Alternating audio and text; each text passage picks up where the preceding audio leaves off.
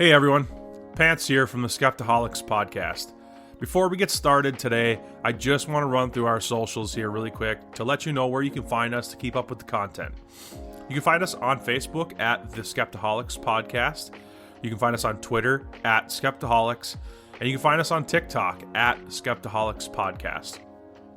Find and download the podcast on Google Podcasts, Apple Music, Spotify, Podbean, Amazon Music, Pandora, TuneIn, iHeartRadio, and anywhere else you can find your favorite podcasts.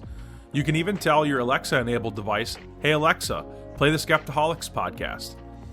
Guys, liking and following on all of our social media accounts is the best way to help us out.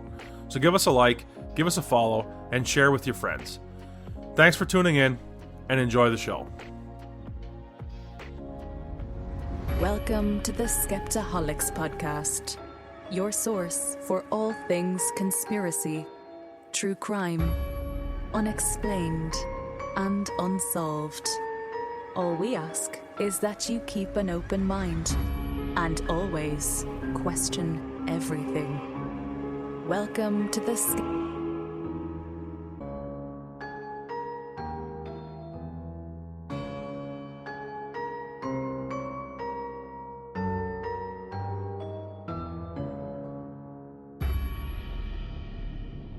Welcome back to another episode of the Skeptaholics podcast. I'm Paul, here with Jamie. How's it going? Not too bad. Ready to get Catholic. And Jake, how are you doing this week? Good. How are you guys doing tonight? Doing good. So this week we're going to bring you guys an episode on the Vatican Archives. I kind of have a feeling that this is going to end up flowing out into a two-part episode, as I don't think we'll just stop at the archives. I think we're just going to kind of flow everything Vatican related.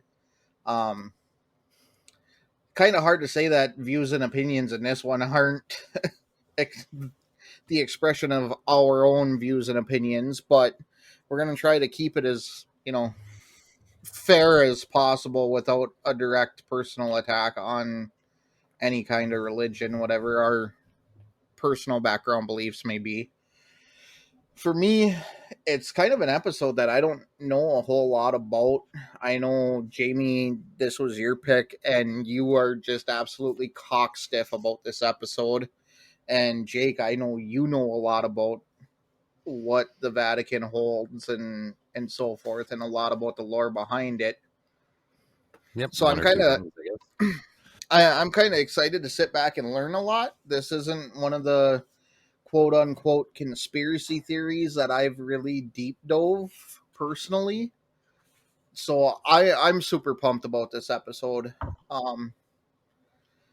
Just for me, I'm not atheist. I want to clear that up. I am Christian.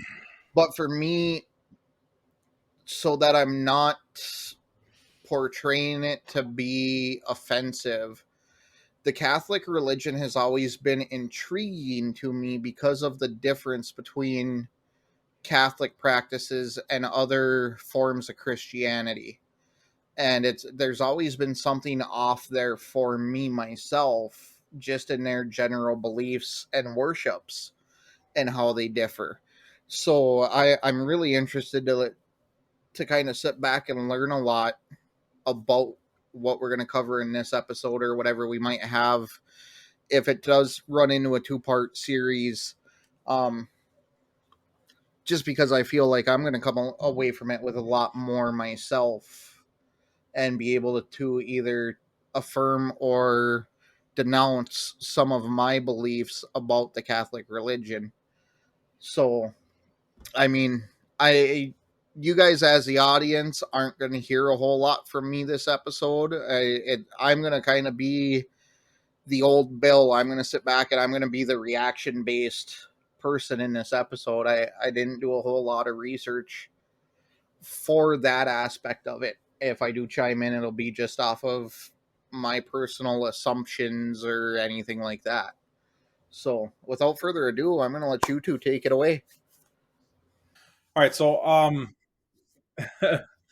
I kind of wanted to start us off this episode with just kind of a few like facts of the archives themselves, like things that they're not really up for debate. Like there's supposedly 53 miles of shelving inside this. So just to kind of like set the tone, the reason why I was kind of excited about this episode is just because of the possibilities. Like there's not a ton that's known, I guess, from what I gather. You know, a lot of it is speculation, but the fact that there is supposed to be 53 miles of shelving and over 35,000 volumes in the catalog, it's like, I mean, literally anything could be there. I mean, the Lost Scrolls of Alexandria could be there. I mean, it could, there's so many things it could be that it's one of those things for me where um it's like the possibility is what just gets me so excited, because even if I hear something that somebody comes up with that I read it and I'm just like, that is the most ridiculous thing I've ever heard, I can't really disprove it either, because there is so much information that's supposed to be there. And in that archive, they have opened it up to the public, but most everything in there is in, dead languages or, things that most people can't read. And I don't think they're making very much of an effort to help us out with translation. Yeah, and that's one thing that I've kind of come to know about the Vatican Archives is that even though there is a lot of information there, it's a lot of speculation on what it actually contains because of that. They've had researchers go in there who specialize in some of these dead languages, and even they have a really, really difficult time trying to decipher a lot of what these articles or texts or scrolls or anything like that contain. And I mean, the fact that you, as the Vatican, have something like that, and you're not making an effort to help the public understand what's there, has always intrigued me. It's almost like they're trying to keep the secrets, they're trying to keep the mysteries that the conspiracy itself is based around.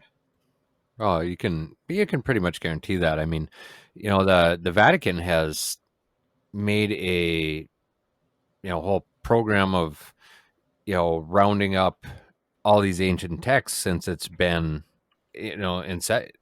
since it started, since its inception. So it doesn't surprise me at all that they would have that many text manuscripts, artifacts. It's not going to be all just books and scrolls and things like that. I mean, you're going to have, in an archive, you're going to have, well, this is the Pope's hat from, 1200. And, these are the slippers that he wore, things like that too. But, like I say, what is in those texts? I doubt they would translate anything that would be contradictory to their faith or their control over things, or anything like that. Original history has been hidden from us for multiples of generations, and I was even surprised to see them actually open the archives.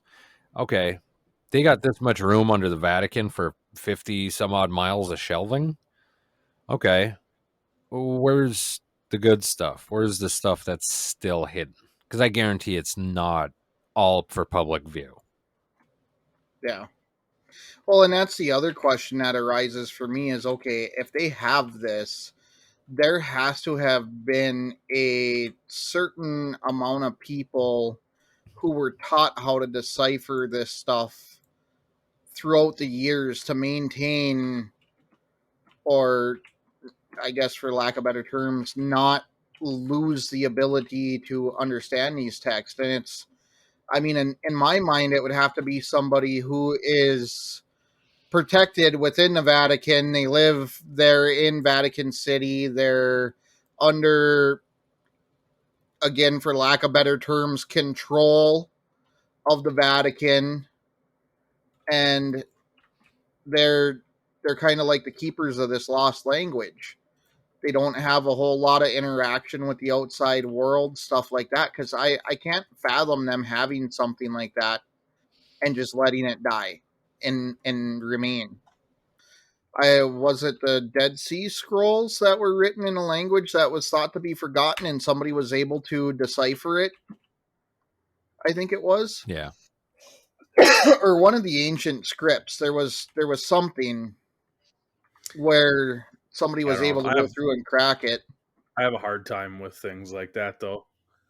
Just because, like, I look at it like, all right, so the Dead Sea Scrolls come up, and nobody on the planet can decipher them. I mean, I could literally just go and like make up whatever I want, and be like, oh yeah, I deciphered them. Who's going to dispute me? Oh, I completely agree. You know what I mean? Like that's my whole issue with a lot of things like this.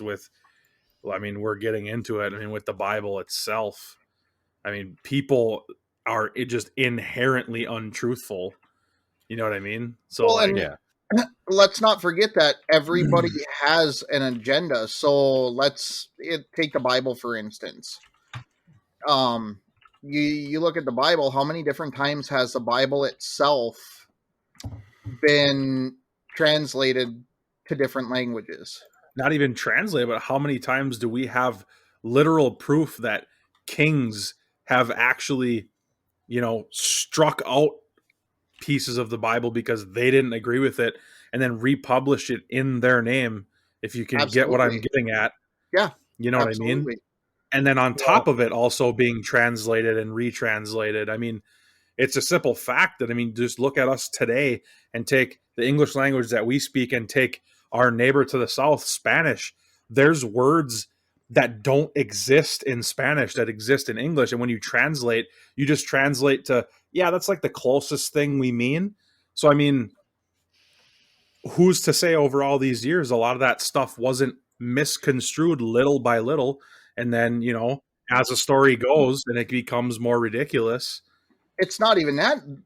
Like you were saying about English to Spanish, let's take English to British English alone. The difference in the English language between the two of those, for example, is absolutely unreal. Well, then, you have not only the writing and the rewriting and the assembly of the book took, I don't know, like 70, 80 years.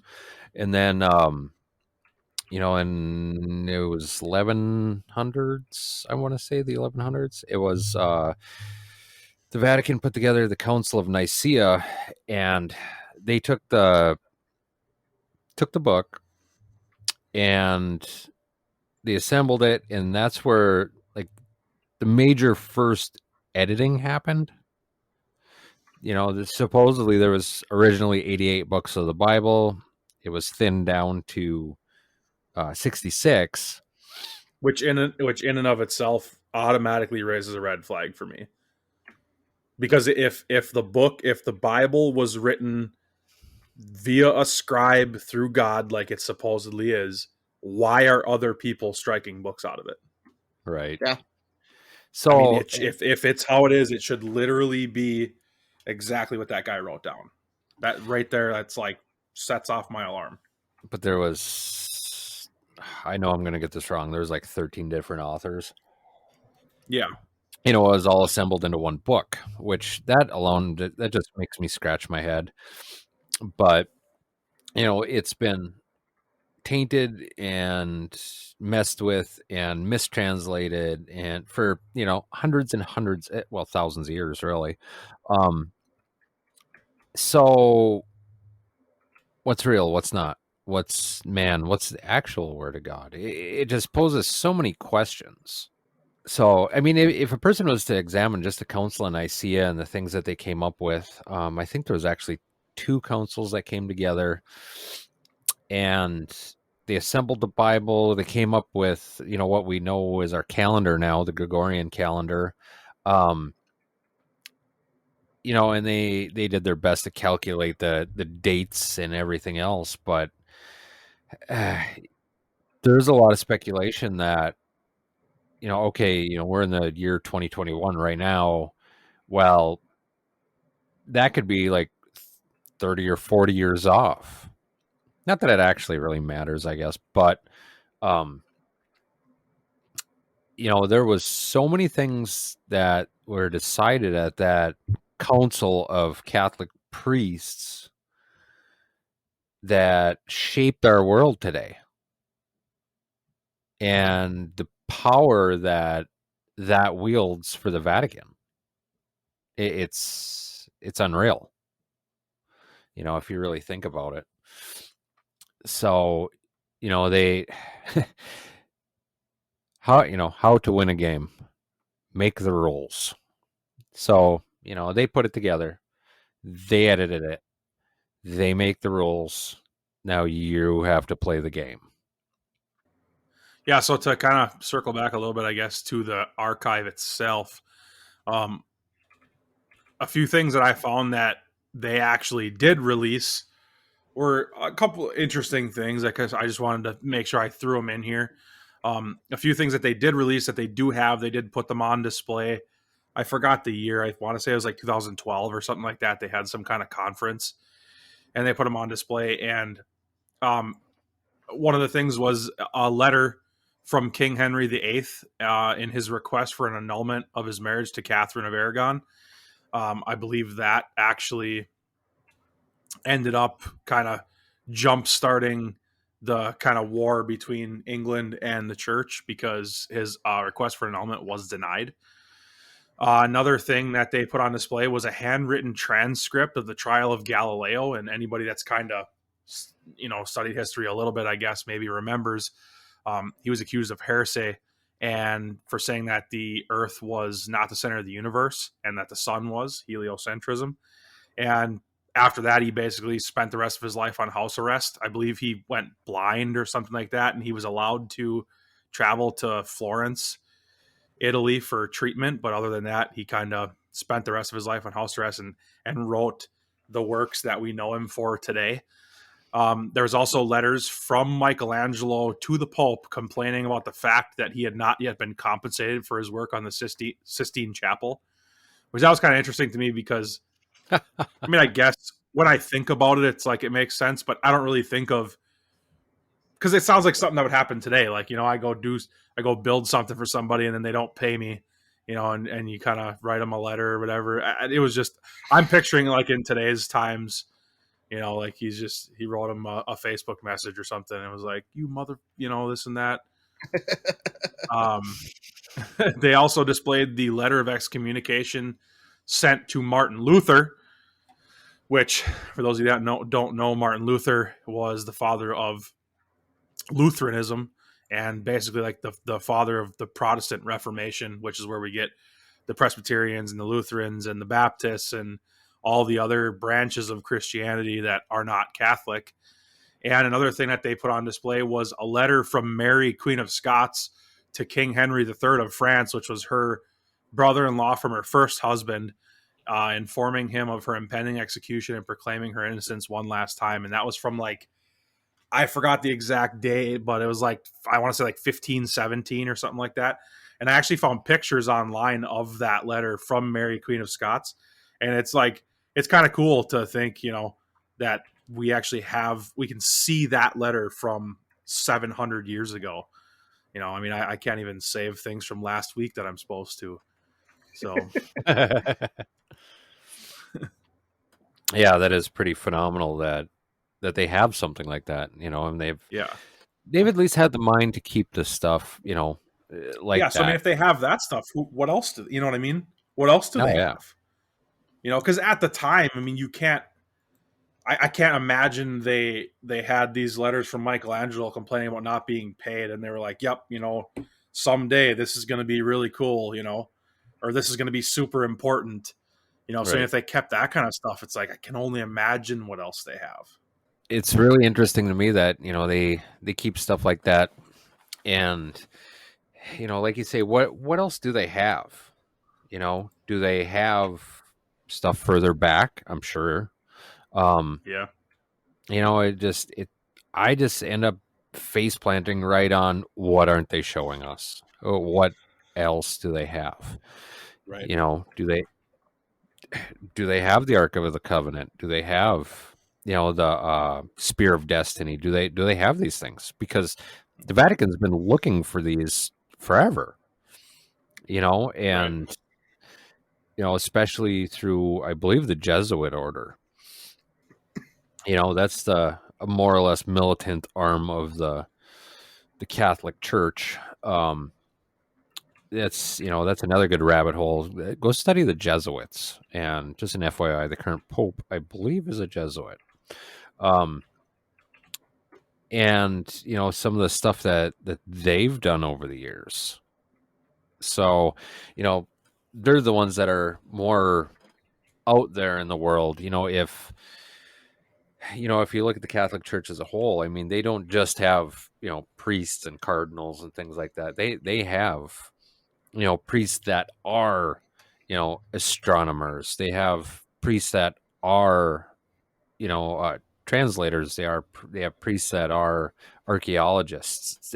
Things like that. It's a whole system that they have.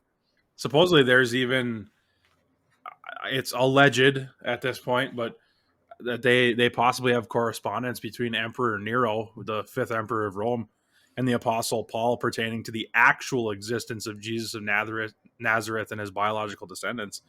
Basically saying, like, yeah, he was a real guy, but he fled to Italy or something and like lived a life and had kids, and like it didn't happen at all how the Bible says it happened. Right. Which doesn't sound like a big deal, I guess, when you just think about it. But I mean, something like that would completely crumble the Catholic Church. Well, see, that goes back to what I was saying earlier with writing the rules of the game. They came up with this story, so if anything to the contrary comes out, game over. They lost. So, you're never going to see that happen. And I don't know. I think that the story of Jesus is kind of a moot point because, if you look at, I'm not even sure where to begin with this. If you look at, let's look at the Vatican physically. Okay. You have St. Peter's Square, that's where everybody gathers to see the Pope come out in a wave and, do the sign of the cross, and everybody gets blessed, and, things, money rains from the heavens on them or whatever. Anyways, St. Peter's Square is actually a circle. And if you look at it, it's a sundial. There's entrances north, south, east, west. In the middle of that sundial is an obelisk. All right, so the square that's actually a circle has a pagan sun god monument right in the middle of it. Okay, to me, this raises some questions. So, these entrances to St. Peter's Square, they are set directly, so I believe it's either on the solstices or the equinoxes. The sun comes up directly through them, and it shines on that obelisk. It's got all the signs of a sun worshiping cult to me. They worship the only begotten Son. That why would they have a pagan sun god monument that obelisk in the middle of the Catholic homeland? The birthplace of Catholicism. Okay, so they come up with this story, of the only begotten Son. Well, is it S-O-N or S-U-N? Okay, anyway, moving on. All right, so at the end of every prayer, we say, Amen. Okay. So, I don't know, in some other language, Amen is supposed to mean, so let it be done or smote it be or whatever.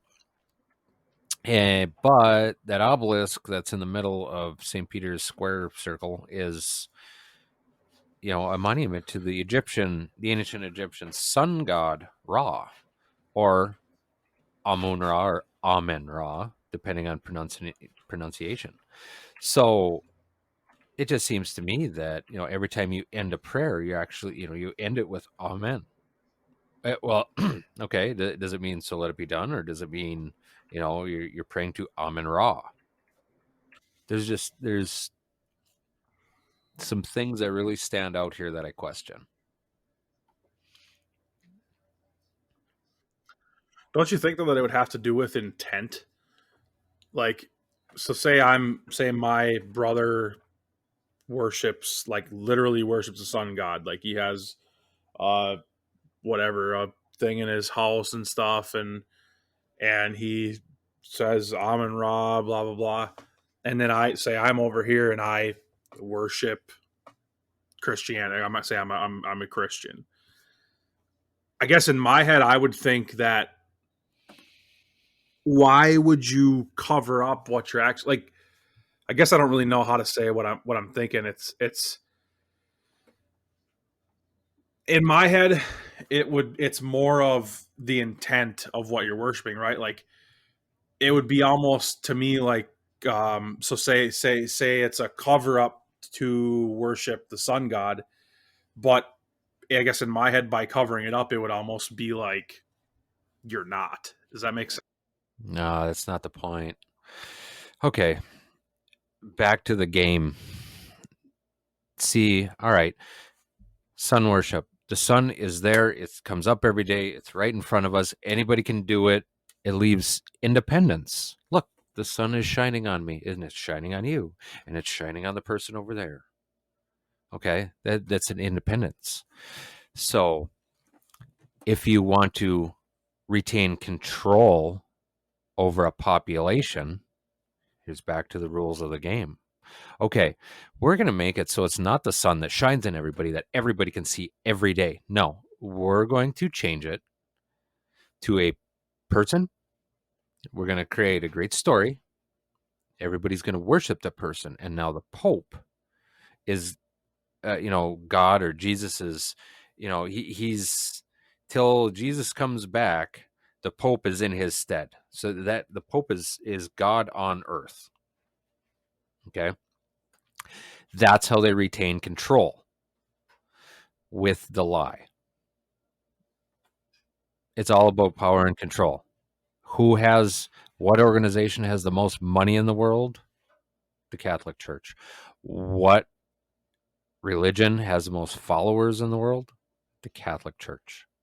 Why has the Catholic Church gone to war with people that disagree with them?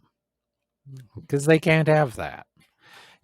Just the word Protestant, they protested against the Catholic Church. That's how we get the word Protestant.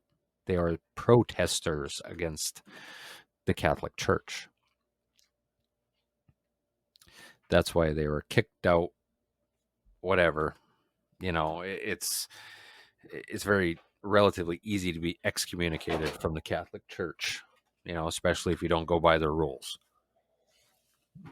And a lot of it, I mean, if you're, say you're Catholic, you get married, you want the Catholic Church to allow your divorce, it costs you like $800. So it's just going to cost me some money. Oh yeah, you got to say some Hail Marys and things like that too. Really? $800, and you can say it's okay. Yes, thank you very much. The Pope has his money. You are now divorced. It's a game. It is the game. It's a game that's gone on for thousands of years. It's very well thought out. And if you look further into it, I don't know, it's kind of sick, actually. They, especially, I'm sure this information is in their archives too. So, the Pope has a staff with a pine cone on it. At the Vatican, there's a statue of a pine cone. The hell's with this pine cone? Oh, yes. They studied and got all the ancient Egyptian, information as to what this is, this pine cone. This pine cone refers to the pineal gland. The pineal gland in your head is what they call the seat of the soul. That's where your communication is to the divine creator. Whatever it is, it doesn't matter. If it's sun god, Jesus, Muhammad, a potato, it doesn't matter. So they know this information. They display these things out in front of us. That's where your divine connection is.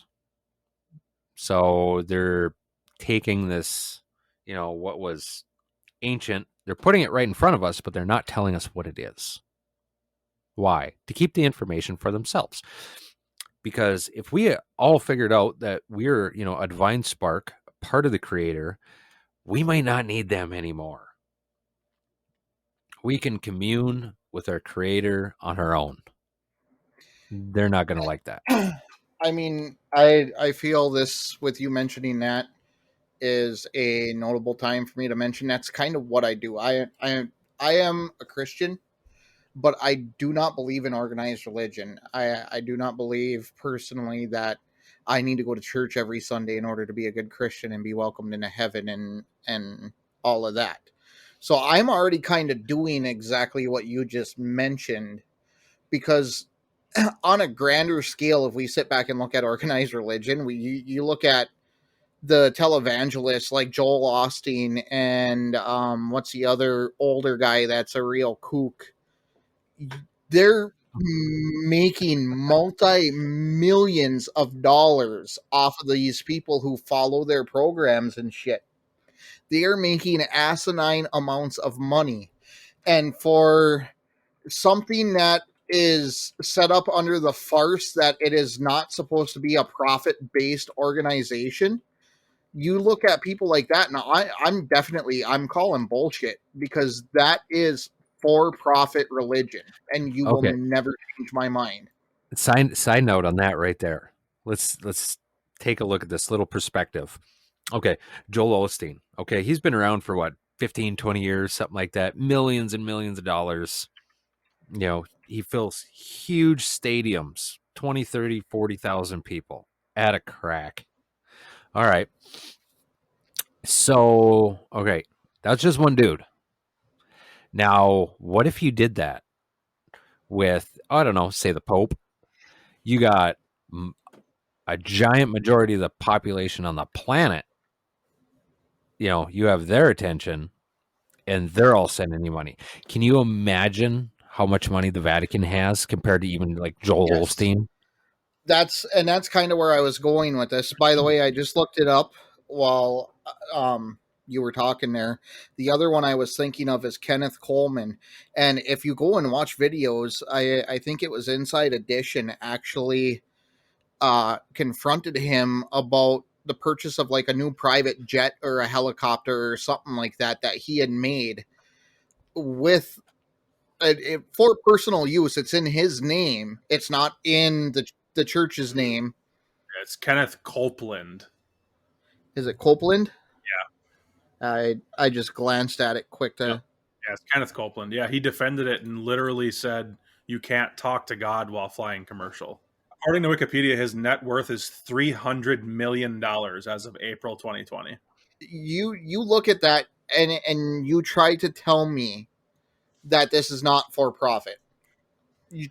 Anybody out there try to convince me? I don't think, and they ever said they weren't. Did they? I mean, has it ever been implied that the Catholic Church wasn't for profit? Well, I'm not saying the Catholic Church. I'm talking organized religion in general with this, and that's why I brought up Copeland and Osteen. There's another one. She's a woman. She seems about the most humble and honest out of all of them. I forget her name. Older woman. I think it's Joyce something. She out of all of the ones that I've seen out there seems to be the most humble and not doing it for profit, doing it for the honest good of it. You don't see her doing what Joel Osteen and Kenneth Copeland do, and flaunting this money and buying these things and doing all this different shit that's basically a slap in their followers' faces who donated the money. You know, but another thing that I did notice is, so I've been sitting at home a lot with me having these issues going on. I've always loved Gunsmoke. So I start watching the older channels when I'm up at the in-laws or whatever and I have cable TV because I won't pay for it. It's too fucking expensive. But I'll watch Gunsmoke or something and I notice the religious commercials that prey on the elderly to send money. And it's like, holy fuck, are you kidding me? How are people buying into this? Do they really think that this is how they're going to buy their way into the afterlife? Okay, check this out. Okay, you're sitting in there amongst 40,000 other people listening to Joel Osteen. How does he get that many people in one place? How? Is his message that good? Well, I thought the message was in the most highly distributed book in the world. How? And not only that, but I mean, you even look at like Joel Osteen or Kenneth Copeland, there's something in their eyes that just isn't fucking right. And you know, I this isn't necessarily Catholic religion. I don't know if they're Catholic televangelists or I don't know what message they speak for. But if you look at them, there's just something, I don't know if it's the caked on makeup to make them look younger than they are. I don't know what it is, but there's something about their eyes. It just does not sit right with me. I look at these two people and I get the fucking heebie-jeebies. I honestly do, because it's almost like it's a devil in disguise, for lack of better terms. Yeah. What was that saying? I know I'm going to get this wrong, but what's the best lie the devil ever told was convincing you that he didn't exist or something like that. It's if there is I a haven't devil, heard that one. if there is, Satan, if there is, a polar opposite to this God, what would be the biggest FU to God? Become an evangelist. Yeah. Become one of the shepherds. I mean, you can take that stuff so deep. If you start getting into Satan, fallen angels, the way things really work, dude, I could probably base a whole show on stuff like that. And you won't sleep at night. I guarantee you won't sleep. The Bible itself tells us that when Satan comes as the false prophet, he will appear to be somebody of religious value. He will appear to be somebody. He will claim to be the second coming of Christ, the Savior, where instead of outright admitting that he is the Antichrist. So, I mean, what you were saying holds a certain amount of merit as to the direction you were going with it, at least how I believe. So, and there's speculation out there that it might not just be one guy. The Antichrist could be, a conglomerate of all these Joel Osteen type people. And don't get me wrong, I'm not trying to rail on Joel Osteen or his followers. None of us are. And that's it kind of turned into an all-out attack on religion in general, and that's not really what we're trying to portray here. That's not really the direction we're trying to go. We're just trying to, I guess, for lack of better terms, discuss what the possibilities are, and we got really off track with it for them hiding a lot of this stuff. And you're going to have that because we're going to discuss, okay, they may be hiding this. Well, why? Well, because they want to protect themselves. Well, why? I mean, you know, I can lead a horse to water, you know. So, but yeah, it's not. Yeah, we're not out here trying to rail on these people. We're just pointing out the Yeah. facts. You know, And not always facts. We're pointing out speculation a lot too, because there's really not a lot to back up some of these things that are out there as possibility. right? So You know, and things that I've looked into.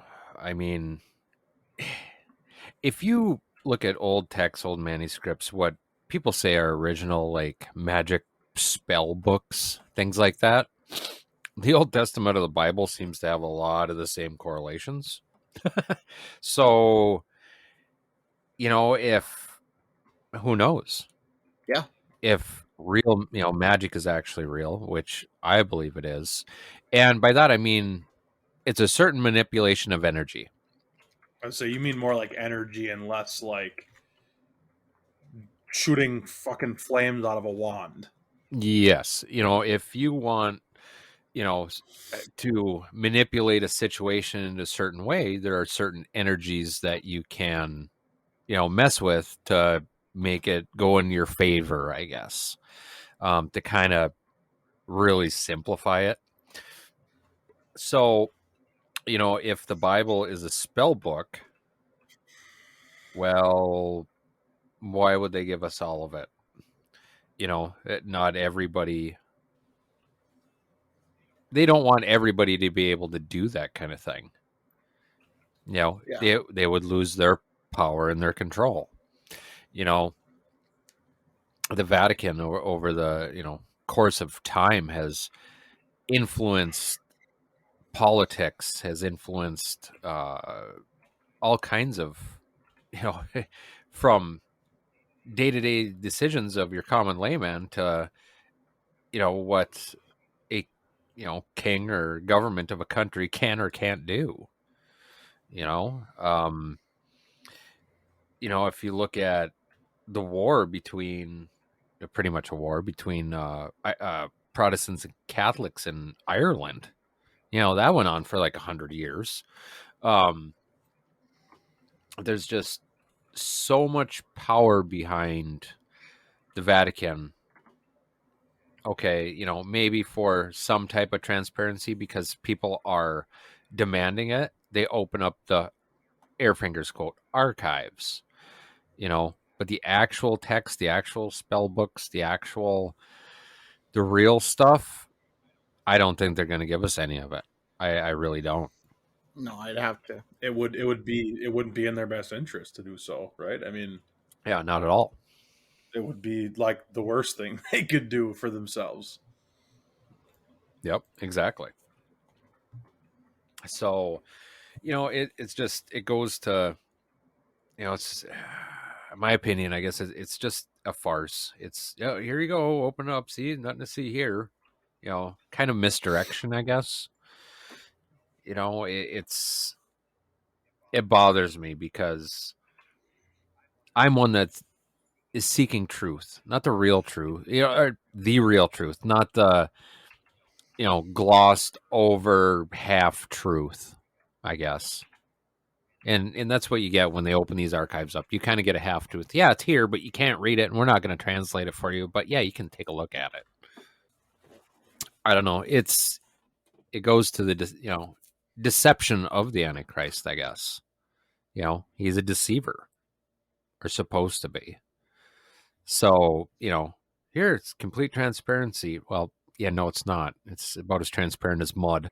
So, what do we know about, or some of the speculation of what is actually in the archives? What kind of things is it said to actually hold that they're either trying to keep secret or Now that they opened it to the public, some of the information that they're not releasing, I guess. I mean, a few things I found, I guess, that are alleged is something kind of cool, I guess, is this.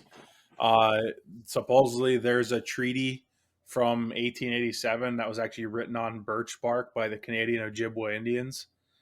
I don't know much more than that. I guess it would be a treaty with the French or something. Um, I also read that they possibly are hiding skulls of extraterrestrials, trying to hide the proof. Because again, that's another thing that it would kind of be up there with Jesus of Nazareth, maybe not being who the Catholic Church says he is. If there was proof of extraterrestrials, that would kind of throw a wrench in things. Also,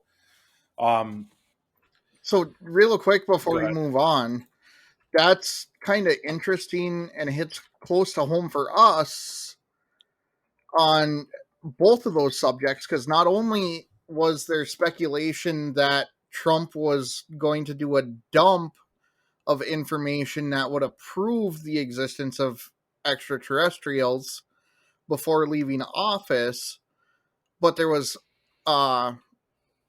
the agreement between the Ojibwa tribe. Their tribe comes down in our area a lot. Well, just a little side note on the alien thing. All right, the and back in Genesis, we're talking about the fallen angels. All right, well, you have native people that are already here. All right, say aliens come down. Well, really, what is the difference between a fallen angel and an alien? They both come from the sky. They're both abnormal to what was here. There's lots of correlations that you can make between the two. That's the thing that I struggle with the most in religion, especially after looking into the Anunnaki, and the Egyptian ties with the hieroglyphs and all of that. That is the one thing that, and I'm almost sitting here regretting even saying this or talking about it, but if there was anything that made me question my faith as a Christian, it was falling into that rabbit hole. And now, yet again, it's just a conspiracy, but just the sitting back and saying, what if afterwards? Because obviously, there is proof that ancient tribes of the world had contact with something a greater technological advancement than them.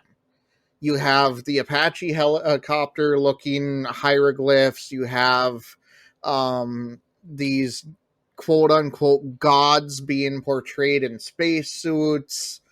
There's an array of different information that has been found throughout the years when looking into these civilizations. I mean, when you look into the Anunnaki, it even goes as far as explaining that the story of Noah in the ark wasn't a boat, and they didn't save the planet by setting sail for, what was it, 40 days and 40 nights on this boat while the great flood happened. In the story of the Anunnaki, it talks about how the quote unquote aliens came down and took DNA from all of these animals. And they were able to reconstruct the population of the planet based off of that DNA. And the boat was a spaceship. And I mean, it's absolutely fucking wild. And I can't wait to cover that episode, because of whether you want to believe, choose to believe it or not. I don't necessarily believe it, but I see that there's evidence that something happened. But some of the correlations that are made with it are absolutely wild. And that was the big struggle for me, is when you look into that kind of stuff, to not be able to say, well, did religion take this from there? And is it just not necessarily a misconception, but is it a loose translation of what actually happened, and what actually is going on here? So the fact that you made that correspondence kind of just floored me because of some of the things that I've looked into in the past. Well, I apologize for that, but I mean, because it tied in so quick, I was like, fuck me. The cup was overflowing. I had to get it out. Yeah. Well, that's the thing with this topic. There's so many different rabbit holes that you can go down with it, that from religion to history to aliens to it all ties back to the Vatican. I mean, you want another one? Okay. Who's the Vatican's bankers? Oh, the Rothschild family. Well, boy, that's a whole nother rabbit hole. Yes.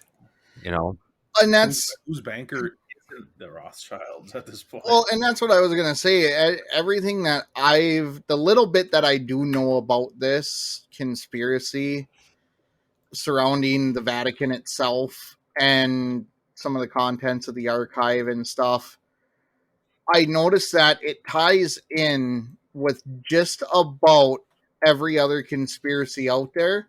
And I don't know if that's so much conspiracy theorists looking to find a tie and make it themselves, or if it's just pure happenstance on some of the stuff. I don't know if some of the links are legitimate or not. Obviously, the Rothschild link is undeniable because there's got to be proof of that somewhere. But right. It's just... I just want to say that I found an article as we were kind of talking about all this from 2008 in which the chief astronomer of the Vatican, which I didn't even know that the Vatican had one, made a statement to blah, blah, blah, blah, something in Italian, because, they're in Italy, and said that he's a reverend, or a father or whatever the hell. And he said that he sees no reason why we can't believe in God and also extraterrestrials. So I found that kind of interesting also. So, Jamie, you've never heard of the Vatican's telescope and what its name is? No. Oh, yeah. Their astronomy division. Yeah, they have a telescope. Its name is Lucifer. No. Unreal. Good. Google it. The Lucifer telescope. It's an anagram for something, but I believe it's an infrared. Yeah, but I mean, like, you gotta. I don't care if it maybe. Sure, it is an anagram, but like at some point they weren't like, oh, like it has to. It's got a double meaning. It has to, right? Well, I would think so. I mean, what are the odds you all of a sudden name it something that the acronym is Lucifer? Right. I mean, odds of that happening. Like odds have got to be near zero. So, yeah. I might have a better chance of winning the lottery without actually playing it. Right.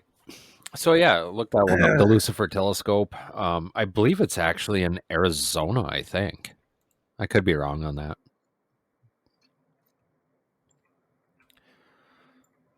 Thanks, Jake. You just fucked me up. Oh, you're welcome. Again.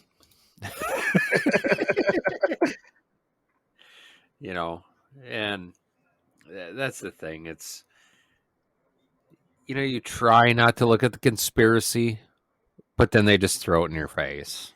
I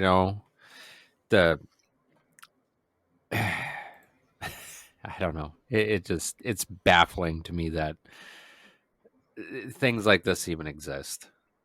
Telescopes, yeah, but the Lucifer telescope owned by the Vatican. Are you serious? Come on.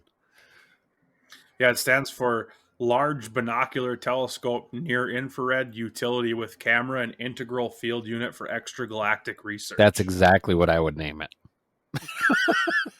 Yeah, me too. Because any of that means anything to me. Honestly, the most interesting thing I think I found about it is that the instrument is chilled to approximately negative 351 degrees Fahrenheit to allow for near infrared observations. So they got to make it colder than hell. And I thought it was colder than hell outside right now. You know, Oh yeah. it's negative 36. So I mean, I can't even imagine. You know, and that's the thing. Wow. Okay, it's in an infrared, so they're looking for heat. You know, there's actually a lot of interesting articles that have come out of that telescope, stuff they've found. But I'm still stuck on who the hell names it Lucifer? Really? I'm still stuck there. Yeah, I mean, And what does the Vatican need a telescope for? What exactly do they need to spend probably hundreds of millions of dollars at this point on a telescope for? yeah. Wouldn't that I mean, I got to be honest. I'm kind of, I don't want to say glad, but like I kind of feel a little less bad, I guess, that they do have. You know, I would hope that they'd have an interest in that kind of thing, but I guess just with their track record, it surprised me right? that they even were looking into stuff like that. You know what I mean? Yeah. Because it's so written in stone, pun intended. Right? You know, the Vatican has eyes and ears on everything. They really do. That's, you know, you you think the NSA, CIA, you know, all these organizations, they've got the pulse of things. No, you want to know anything? Go to the Vatican. They have their I agents mean, they're all all run by the over the world. Illuminati, right? So like it's all one. Well, I It's all guess we one. could talk about that, but yeah, technically. Technically, it's all the same thing. So, But yeah, another interesting thing that I found about reading is the chronovisor. I don't know if we're ready to touch on that one yet, but so the chronovisor. No, this is all supposed. It's not proven to exist. You know, obviously, it's something that's a conspiracy theory. Um, Described by Father Francois Brune in his 2002 book, The Vatican's New Mystery, was allegedly a functional time viewer. Brune is the author of several books on the paranormal and religion. In the book, Brune relates that the chronovisor was built by Pellegrino Ernetti, I've heard of this. an Italian priest and scientist. Although Ernetti was a real person, that is true. The existence or functionality of the chronovisor has never been confirmed. Its alleged capabilities are strongly reminiscent of the fictional time viewer, which features in T.L. Shered's 1947 science fiction novella E for Effort. So again, it's not proven to exist, but it's another one of the things that supposedly the Vatican is hiding, and here's why. In the early 1960s, Ernetti began to study the writings of Francois Brune, himself a Roman Catholic priest and author. Ernetti allegedly ended up helping Brune construct the machine as members of a team which included 12 world-famous scientists. He identified two of them as Enrico Fermi and Werner von Braun. I The chronovisor was just got the fucking chills at the mention of his name and being involved in this. yeah, well, so his name, but I don't know if you've heard of Enrico Fermi I before. haven't. If you haven't, look him up. He's got a thing called the Fermi paradox, which is like basically saying there's no way aliens can't exist. That's a complete layman's description of it, but check him out a little bit too. He's arguably as interesting as Werner von Braun in my mind. So the chronovisor was described as a large cabinet with a cathode ray tube for viewing the received events and a series of buttons, levers, and other controls for selecting the time and location to be viewed. So like literally a time travel device, except you don't actually travel there. You just like see it. You see what had happened. It could also locate and track specific individuals. According to its inventor, it worked by receiving, decoding, and reproducing the electromagnetic radiation left behind from past events. It could also pick up the audio component of sound waves emitted by these same events. Ernetti lacked hard evidence for these claims. he said that it had observed, among other historical events, Christ's crucifixion and photographed it as well. And part of the reason, also another kind of like on the flip side of it, that's what he had said. A theory that goes as to why the Vatican is hiding is because they went back to see Christ's crucifixion and realized it never actually happened. But also, supposedly, Ernetti said that he witnessed a performance in Rome in 169 BC of the lost tragedy Thyestes by the father of Latin poetry Quintus Ennius. Among other things, you can go on the internet and you can find, you could probably find a story where he supposedly went back in time and watched Steve Jobs create Apple. I don't know. But the thing that interests me the most was going back and seeing Christ's crucifixion and supposedly seeing that it never happened, which, that would give the Vatican good reason to try to hide it. No, Right. Yeah, and I've now that you brought it up, I've heard of this machine before, and I give it a definite plausible because, certain people have been able to do this. Edgar Casey, the sleeping prophet, he could, see through time, past events, future events, and he was very, very accurate. So I guess the theory of them being able to put together a machine that actually does that, because all you're doing, you're catching energy waves, and it gets a little complicated when you're talking about time, but there is pretty good theory that everything happens at once. Every moment that has happened, ever will happen, is happening at the exact same time. It's kind of a little hard to get your mind around because we're so used to looking at a linear timeline. Well, time itself doesn't actually go like that. Time is a construct of the human mind. So if you could tap into, all the other time periods that are happening at the exact same time, you could theoretically go wherever you want to, forward or backward in time. So I think it's not far-fetched that they actually did figure out how to put this machine together. So yeah. If there's anybody, especially in that time, that understands, energy, I would think Werner von Braun would be kind of up at the top of the list. No, right up there with what Dr. Manhattan. So essentially, though, what this thing is running off of is kind of like the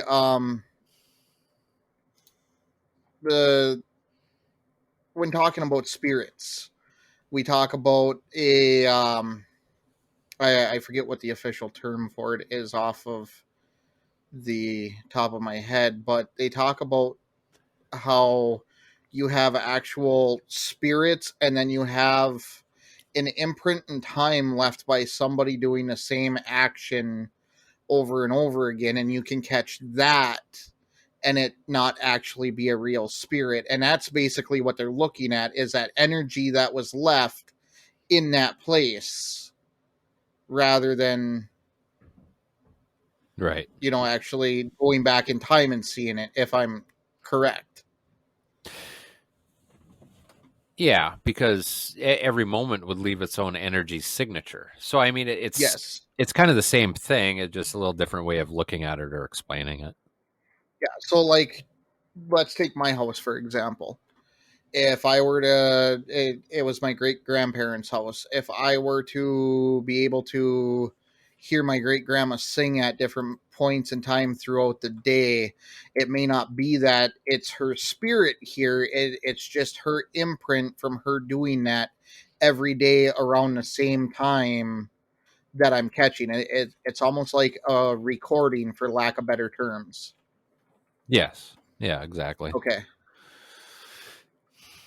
And that's that could, kind of explain, deja vu. It could explain a lot of things, a lot of the ghost sightings, or like I have this like ghost cat that's around my house, or what I perceive as, it's you're sitting in a room and out of the corner of your eye, you see the cat walk in the room. It's not abnormal because I have an actual cat. But you look over, yeah, nothing. It's just an energetic imprint. I think that's what a lot of ghost sightings and a lot of things like that is just the energetic imprint of what once was. Makes sense. Ooh, excuse me. Yeah, I was trying to understand myself a little bit better how that worked. I had to correlate it with something familiar, so I Right. apologize. But No, it's we all need to ask questions and learn and try to figure some of this stuff out. It's I am a big believer in mystical, magical things, energy. The power of our mind. I mean, what things like Edgar Casey, what the things that he did. He was more focused at the end of his life towards medical diagnosis. And he was able to go into a trance state and go to a specific subject or a time or a place or whatever, and he was able to see it, and then he was able to speak it out where his secretary would write down what he was talking about, and when he came out of the trance, he had no idea. He didn't know what was said. But if the Vatican has a machine that could do the same thing, or information in say an archive of a blueprint how to do that, because for Edgar Casey it was an accidental thing how he figured out how to do it. He had a some type of ailment as a child, and he was able to do this. But there have been people since that have actually just followed the blueprint of what Casey did and have been able to duplicate it. So this, if the Vatican has some type of a manual in the archives of how to do this or whatnot, or a machine, guarantee you it's in the archive and they're not telling us about it. Yeah. Along with like everything else that's in there. Right. Yes. I think the answer is common theme here. I think the answers to almost all of our questions are in that archive somewhere, whether it be aliens to who killed Kennedy, where Jimmy Hoffa is. That's where you'll find your answers. Yeah, because I mean, we didn't really touch on it before, but it's not like all this stuff that's in there is just from 100 years ago. I mean, they're still adding stuff to this day. Yeah, I mean, right. You know what I mean? Like there's still stuff that's not released because it's something like I didn't quite understand it, but it's something like basically anything from a pope's reign is like inaccessible for 75 years after he's done or something like that. But there is like certain circumstances where the new pope could release it, but for the most part, so like anything that happened, even say who killed Kennedy, I mean, we've got another 20 years before it could even possibly be released. Not that it will either, but well, and what begs to be questioned there is it 75 years from the end of his reign, or is it 75 years from the date that it happened? Because if we look at that, what in the last the so end of in the reign. In the last 20 years alone, we've had two different popes. So if that's the case, we're looking at another 80 years before, or another 60 years, rough-ish, before any of that information can be released. None of us are going to be alive. Yeah, that's that's the whole point of the holding this stuff for 75 years. Is everybody that would be implicated or whatever they're all dead. They're all gone. Yeah. Or could or could prove or disprove or lay some credence towards it, even, or Right. against it. Right. If there's nobody here to dispute it, that's all you have to go by. So it just becomes hearsay, speculation, and yeah. It Well, becomes but a going forward, I conspiracy. guess that might be something that's harder for them to control with how we have like video evidence everywhere of things. Maybe maybe in like Right. 60 years when the stuff from today, obviously we won't be here, but I mean, unless something catastrophic happens, I would assume the video evidence of things happening will still be around. That's did it again. You- That's the thing that okay, in the 30 or 40 years that we've been around on the planet, okay, there was a pope 75 years ago. What do you do? Even though it's released, it's out there, we still don't hear about it. I'm sure they don't like send an email to everybody like, hey, just so you know, here's Right. what we did. Yeah. I'm sure they release it, and if you really look for it, you could probably find it, but we're not going to tell you where probably it is. got to have connections. Yeah. How do you do a freedom of connection. Freedom of Information Act in a foreign country? It not happening. Yeah. And that's the other thing that I was started on that. Oh, we're gonna get you started on that. I don't understand why it's so expensive. But anyways, I mean, I shouldn't say that. I understand why it's so expensive. It's just pisses me off that it's so expensive. Yeah. Anyways, it stops the average person from obtaining any kind of information. You'd almost, I mean, you'd have to be one of quote unquote the elites to obtain it. But anyway, that we were talking about the advancements in technology, and Jamie mentioned like a catastrophic wipe or something that kind of reset the information. Look at the last 30 years of technology. We've gone from having hard copies of everything to now most of everything we have is digitized. We don't have a physical copy of it. Anything that we record on our phones, anything that we record and post to the internet, whether it's Facebook, YouTube, Instagram, Twitter, any other kind of social media platform, we don't have a physical copy within our homes to hand down to anybody. We rely on that still being there subconsciously for the next 80 some years. So all it would really take to erase any kind of proof of evidence is a massive server dump where they just go through and they wipe everything.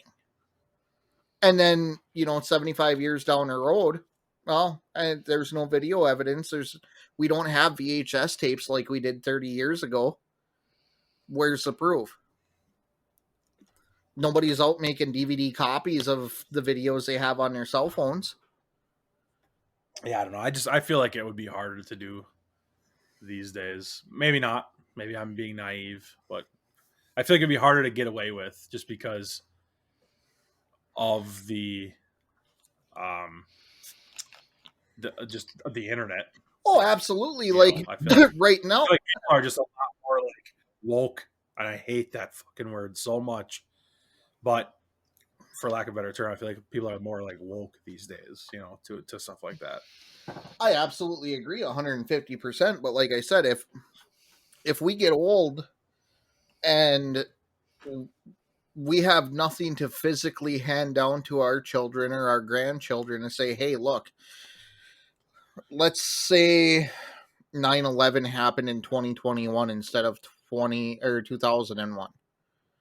We've moved away from DVD, Blu-ray, pretty much holistically. They still sell a lot of DVD and Blu-ray, but with access to things like Amazon Prime, Hulu, Netflix, there's really no need for us to purchase a physical copy of anything. I haven't bought one in years. Exactly. So if 9/11, let's say 9/11 happened on February 11th, 2021. what do we have to give our children to say, hey, look, this happened. This was recorded from the news that day. This is what I remember. Here I am after all of this recording stuff talking about it and what I remember. If we record and save all of that on our cell phones, all it would take for anybody to get rid of that is a massive dump. Go through, digitally wipe anything to do with it 20 years down the road, 30 years down the road when it's an afterthought. Because, I mean, how many people, other than the hardcore conspiracy theorists who sit there and look at this shit every day, are going to go out and search for anything 2011 related right now? How many people are even thinking about it day to day right now?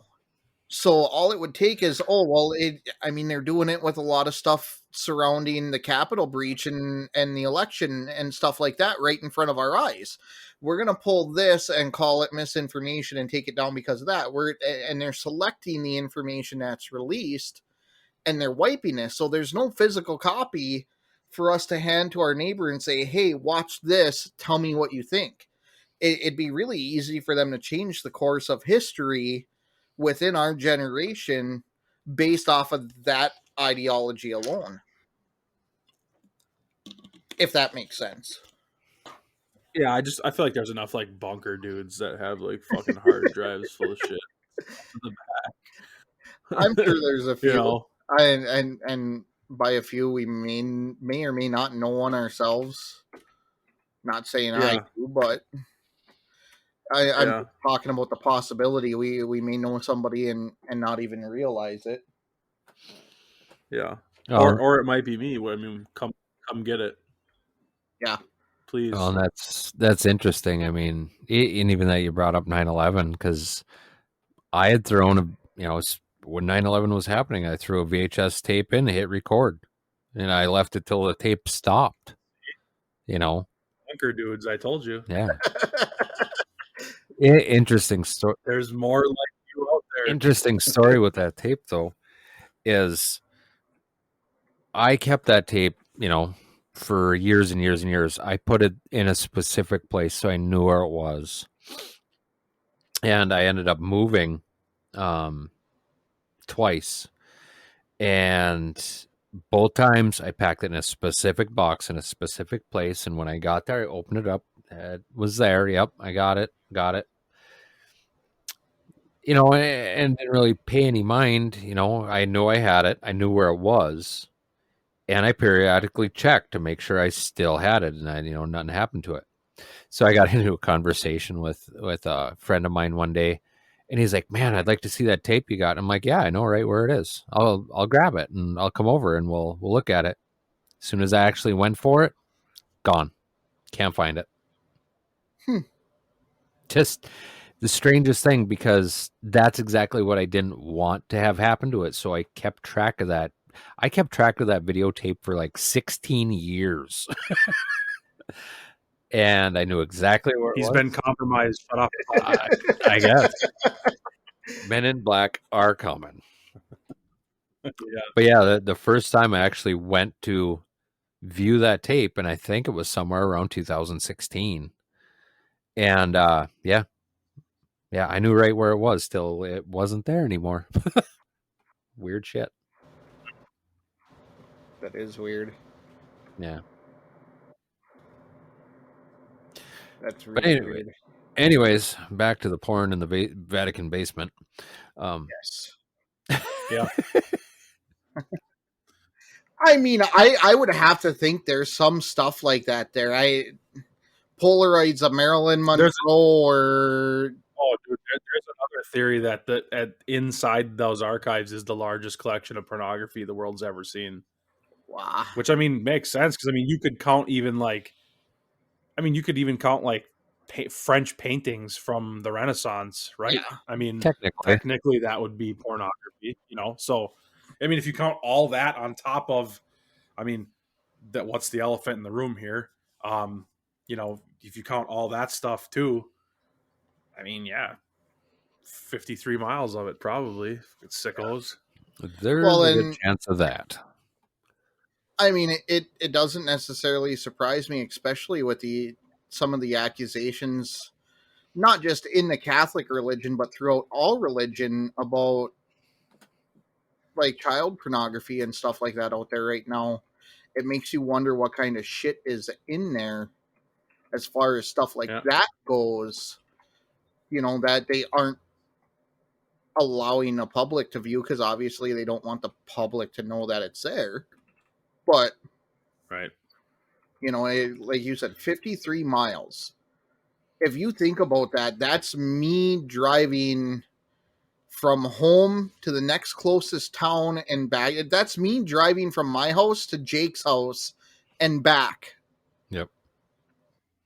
Just think about that drive and lining up fucking bookcases all along there and what all is there. Duty mags for all that way. But no, going back to what I was saying, you'd have to imagine that, there's got to be some of the world's, obviously, there's the world's greatest possessions there, because they talk about how they have a lot of, and then this is actually something we haven't talked about yet this episode, but they talk about how there's a lot of like the artwork and everything that was collected after the Nazi regime fell.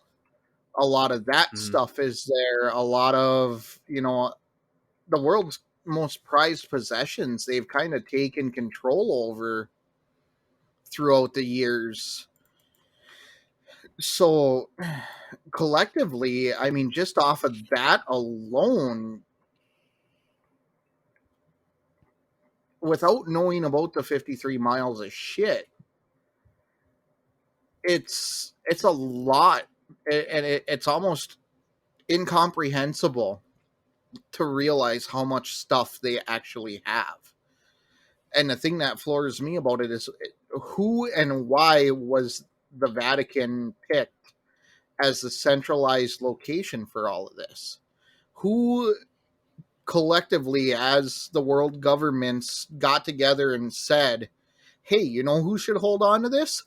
These guys. I don't even think it was the government. I think it was just the Vatican getting to everything before everybody else. Absolute I was going to say, possibility. do you think it's just like above the governments even? Like, like it's just the Vatican is just that powerful? It is. But that's kind of where I was going, is who deciphers them being allowed to have that power?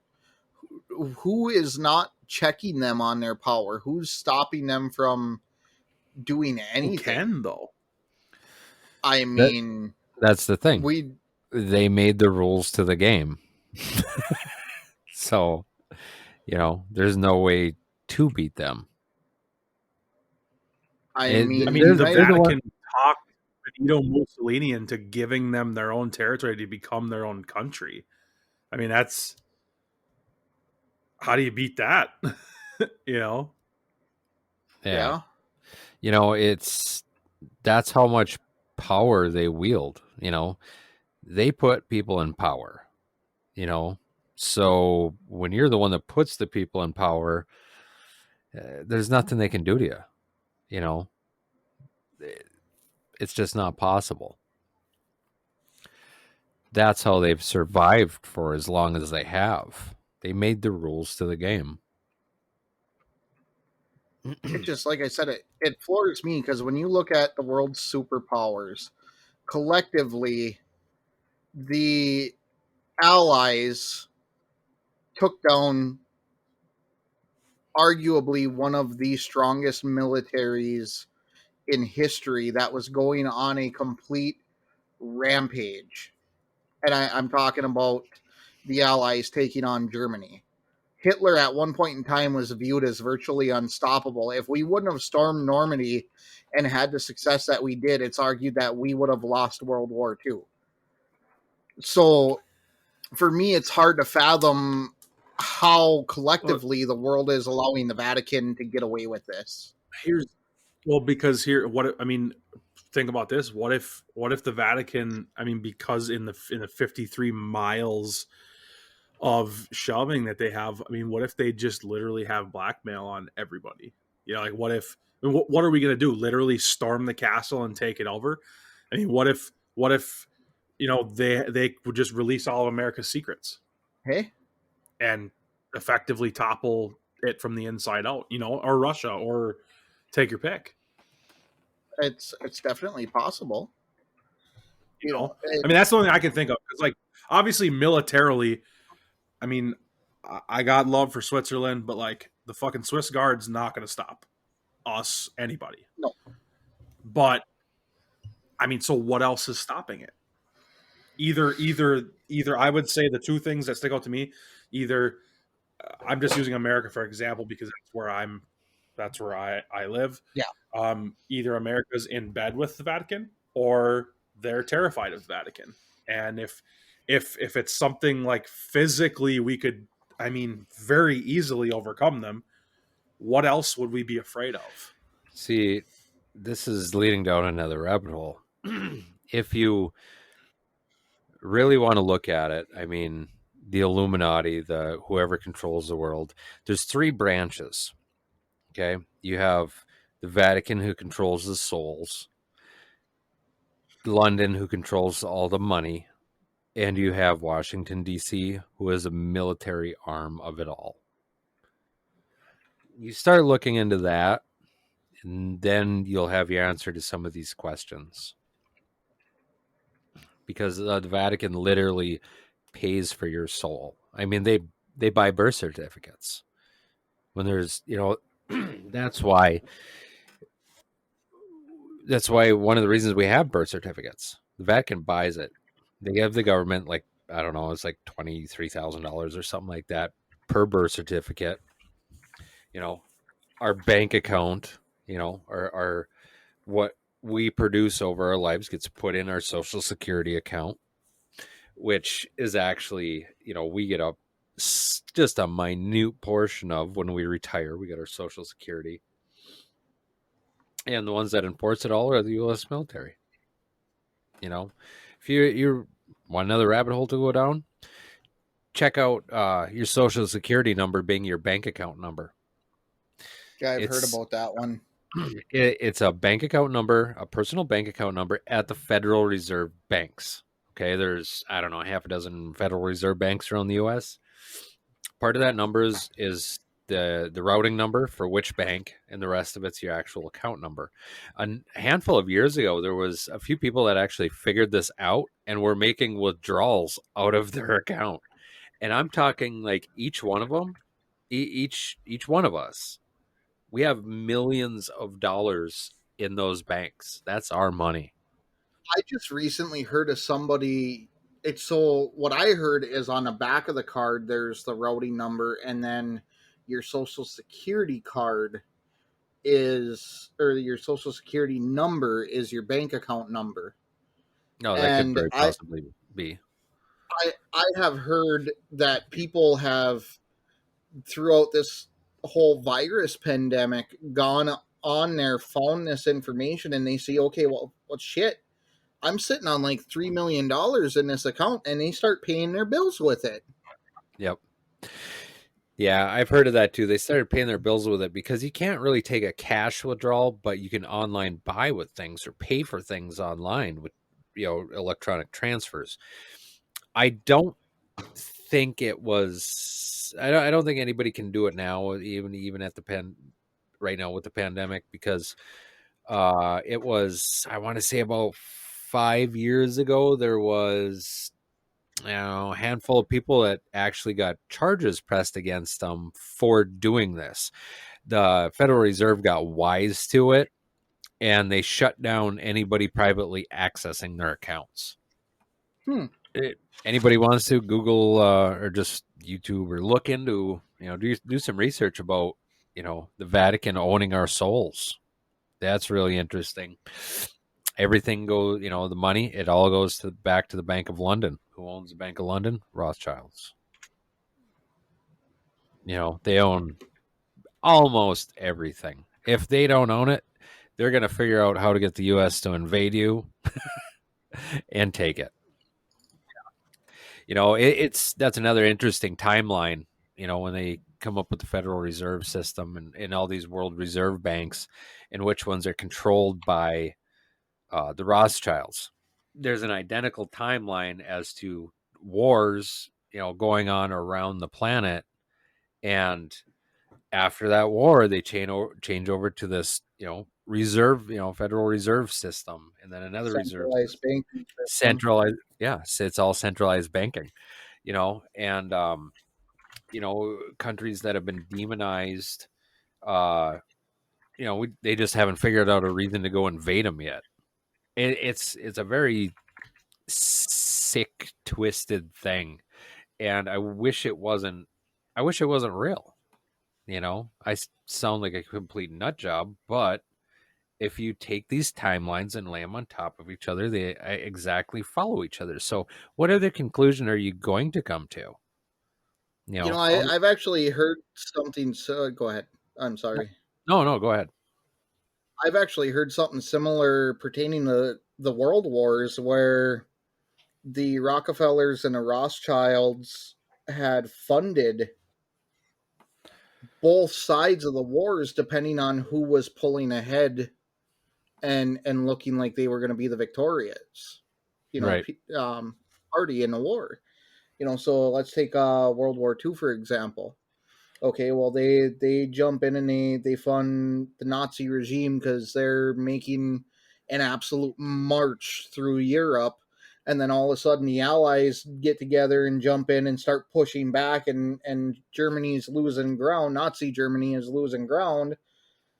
So all of a sudden the funding flips and now it starts going towards America and the European allies. And then they start losing ground and it flips back to Germany. And then they start losing and they go all in on America and say, all right, just end it.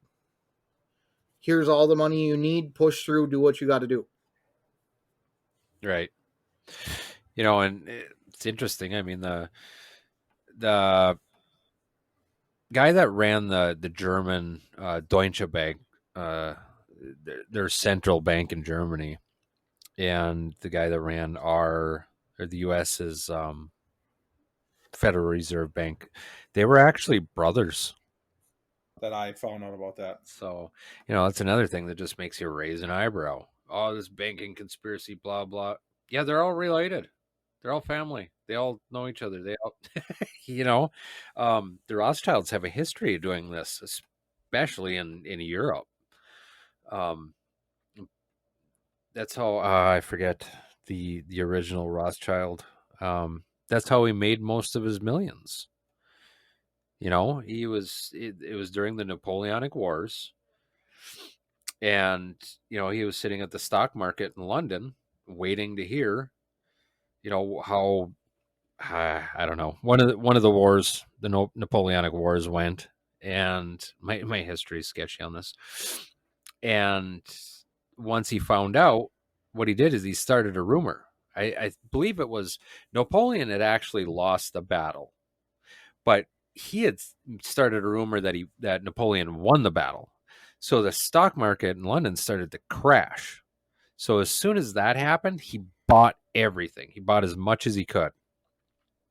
So once the actual true news came in that Napoleon lost, the market shot up and he held all those assets. That's how the Rothschilds made most of their money initially. Kind of like what we're seeing today with market manipulation. Oh, exactly. Exactly. But there is so much that people can learn from history, that you need to research, start looking in, if these people, if people are interested in this stuff, start doing your research. You will be amazed at how deep history goes, especially, one of my favorite topics is like World War II, during the beginning of the war, when Germany invaded Poland and they started their campaign, Standard Oil, the American company Standard Oil, made the additive that made the German airplanes run. They had to have a special fuel additive, and American, company Standard Oil is making this additive for Germany. Then Congress had to step in and tell them, oh yeah, you need to stop making that. you know, uh, People like Prescott Bush. Who's Prescott Bush? Well, we had our last president Bush, then the Bush before that, and then his dad Prescott Bush. He's an interesting individual. Financier into things. Oh yeah, he was another American that was financing the Nazis. It just on and on and on and on and on. History to me is fascinating. That's how I end up falling down a lot of these rabbit holes myself. And you have to look at it from a bunch of different angles because he who wins the battle writes the history. So you got to look at it from both standpoints. You can go on and say, well, we went to war with Japan in World War II because they bombed Pearl Harbor. Well, why did they bomb Pearl Harbor? I'm not saying that any of this is justified, and I'm not trying to, be an apologist for anybody. But does anybody know why, Japan did that at Pearl Harbor? No idea. Look into it. Oh, because we were starving them to death. Yeah. We had cut off tons and tons of supplies to the island nation of Japan. They were okay. So if we get into the conspiracy of it all right, follow the money. There's maybe certain groups of people out there that may have wanted to force Japan into the war because that forced the U.S. into the war because the U.S. was staying neutral, at the beginning of the war from 1938 to 1940, or 41. So what we know of the war in Europe, it had already been going on for like 3 years. But we only, in America here, we only know 41 to 45. But there's 3 years that, really isn't in our history books. So, there was, follow the money. There was powers that be that were trying to force America into the war. Well, how do you do that? Well, all right, we're already messing with Japan over here. Let's just start choking them to death, cut off, supplies of food, fuel, raw materials. Let's just cut as much off as we can. Well, you back a dog into a corner, it's gonna bite eventually. Yeah. So, I mean, I'm not saying that this is, the American people did this or anything, but I think there's people, there's entities out there that profited huge from the U.S. entering the war. So, how do you not? You have to look at history from all sides. I guess that's just what I'm saying.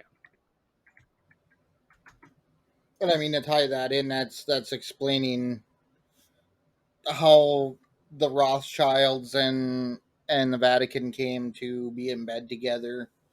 It kind of tying in the Rothschilds' grasp on a lot of things, and their span of reach, for lack of better terms.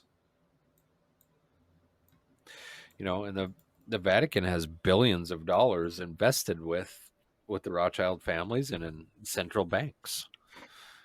Any one of these topics or issues, follow the money.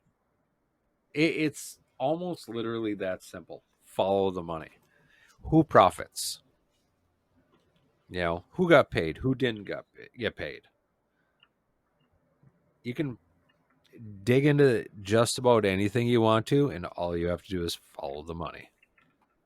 So, do we have any other kind of ideas as to what the archives might hold? Anything else we want to talk about, or?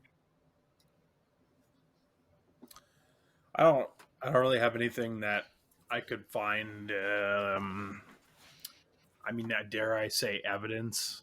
I mean, it's not really evidence but you know what I Yeah, mean. Obviously we could just make shit up all day, like. it's obviously But very, very circumstantial as to what the archives actually hold. I mean, Jake mentioned earlier the Ark of the Covenant and the Spear of Destiny and stuff like that. I mean, there's ties to the Knights Templar going on crusades. There's, rumors that these treasures were moved, all across the land, and the archives don't even hold everything that the Vatican once had possession of because these things were lost in time. So I mean, there's I feel a lot of speculation as to what the archives hold. I think a lot of what the Vatican portrays as being held in sake of historical preservation is kind of more or less control over access to true history, like we talked about. But I mean, like I said, I didn't know a whole lot about this topic. I wanted to kind of sit back and be absolutely floored and kind of be the reactor on this episode as I learned a lot, and I did. The one device that you brought up with Warren von Braun, I had never even heard of before. So that one, I mean, that was Here's a happy little rabbit hole that we can go down. What was that device called again? the chronovisor. Chronovisor. Okay. Say you had something like that. What would stop you from looking back in time and finding the Ark of the Covenant, the Holy Grail, Spear of Destiny? You could actually literally look through time and follow it to its resting place and just go get it. Yeah. Or look back and see that they never existed. Right. Yeah. Either way. Say evolution's, missing link. Why can't we find it? Yeah, it's in the Vatican basement. They looked through their chronovisor and went and took it or whatever. Yeah. I mean, there's so many possibilities in that route. The absolute existence of that device could change so much, because even looking at like war tactics, that could be the deciding factor between winning or losing a future war, because they could go back and look at every single war in history and say, all right, what were some of the tactics used? How did it work out? Where did they fail? Where could we improve to guarantee success?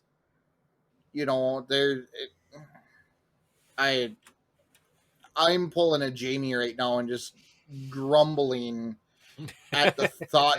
My skin is fucking crawling at the thought of something like this actually existing, because of how it could be used for good or evil, how it could completely change the course of our future if used, I guess, in the quote unquote wrong way. What if it already has? Mm-hmm. Exactly. We'd never know it. No. Right. Unless you're somebody like Edgar Casey and can look into it yourself and see what could have been or what might have been, or whoever knows, Yeah. Yeah. I'll tell you what, though.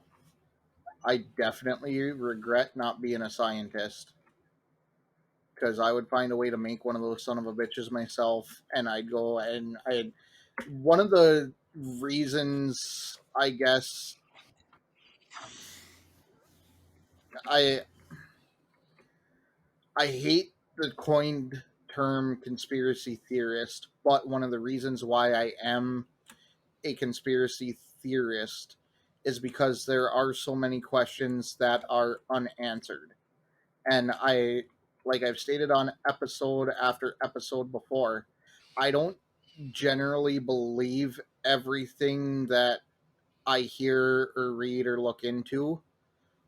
But the fact that it's a mystery and that outcome is a possibility for me leaves me with so many unanswered questions that I'd love to have something like that where I could go back and look and see, okay, did John Wilkes Booth and Lee Harvey Oswald actually commit murder against Abraham Lincoln and John F. Kennedy, or was it the CIA?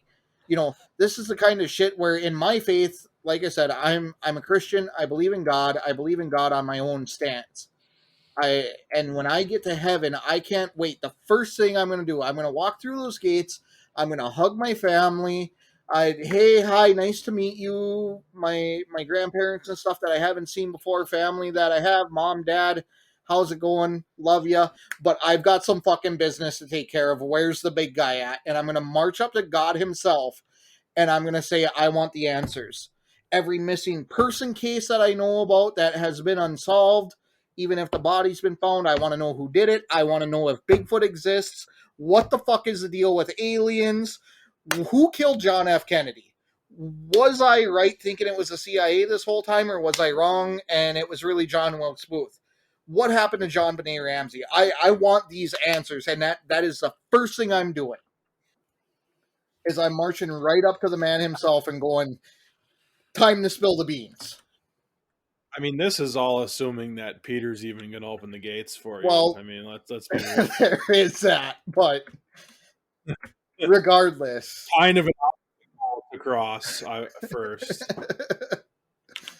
But I want answers. I want to know, and even if reincarnation is real and I end up coming back and I don't remember any of it, it's got to stick with my soul at some point, and I need answers. I need to know everything that I've learned about, which at some point, if I don't remember and I end up dying and it doesn't stick with my soul and I come back with the same mentality, the big guy's got to get sick of me asking questions every time I die. And eventually I'm just going to stay there and I'm not going to be reincarnated. He's just going to be, you know what? I love you, but you're too much trouble. Just hang out here. Quit asking stupid questions. Remember everything. My thought process is they have to be out there somewhere. And that's why I keep digging. Somewhere somebody knows something and they have it tucked away. And it's there, it's open, it can be found. You just have to look hard enough for it. And I think that's, when pertaining to the Vatican Archives, I just set up a tent and a sleeping bag, and I would live there for the rest of my life if anybody let me in.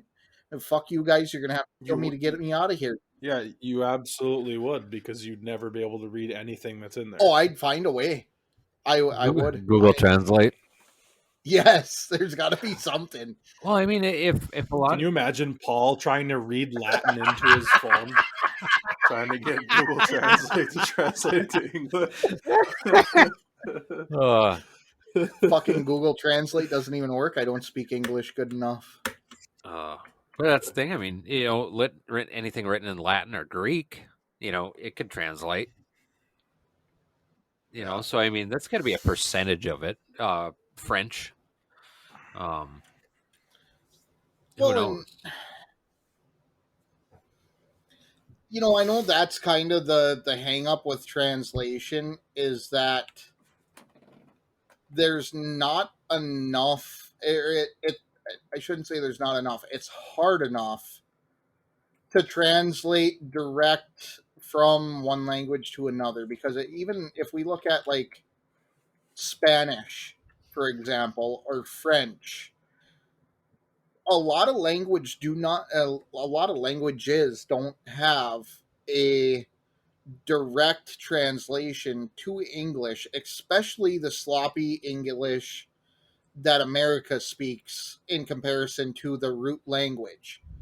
So there's going to be a lot lost, but even in these forgotten languages, one language or another has been branched off of it.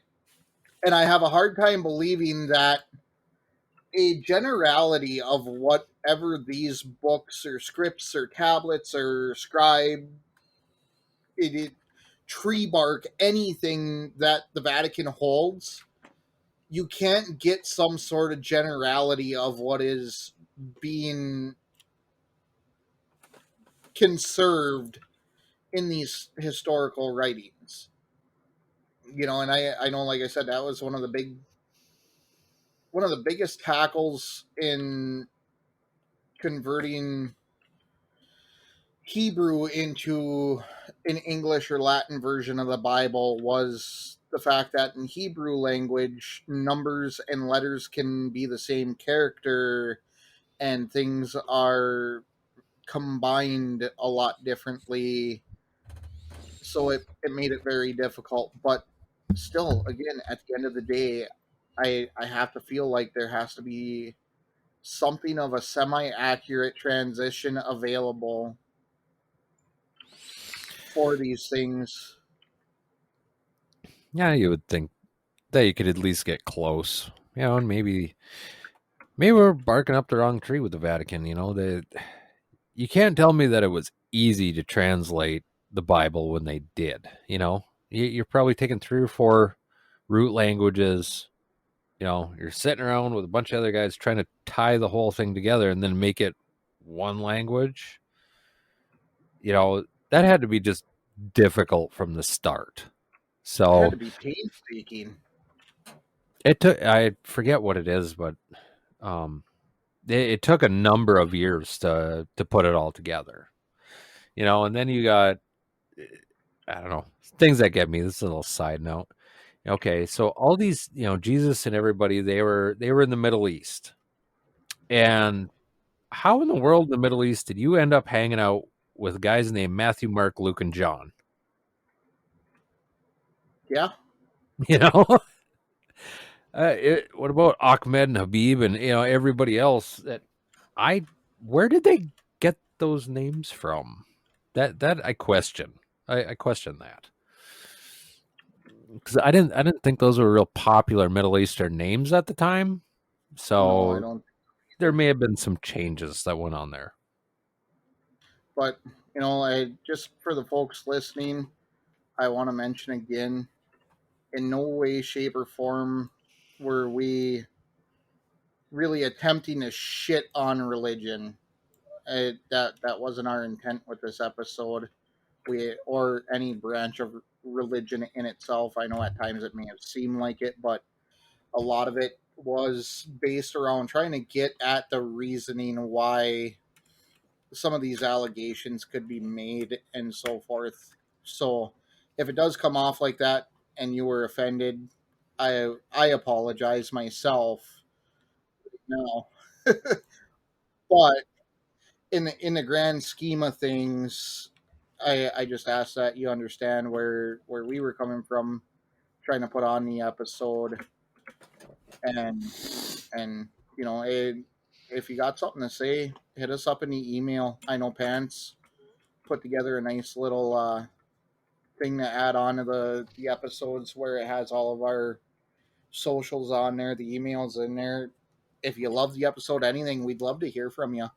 Send us an email, hit us up on Facebook, anything. Let us know you're listening, what you think, any changes you think we could make to make the podcast better. But I guess we'll cut her there, boys. I guess until next week, take it easy. See you then.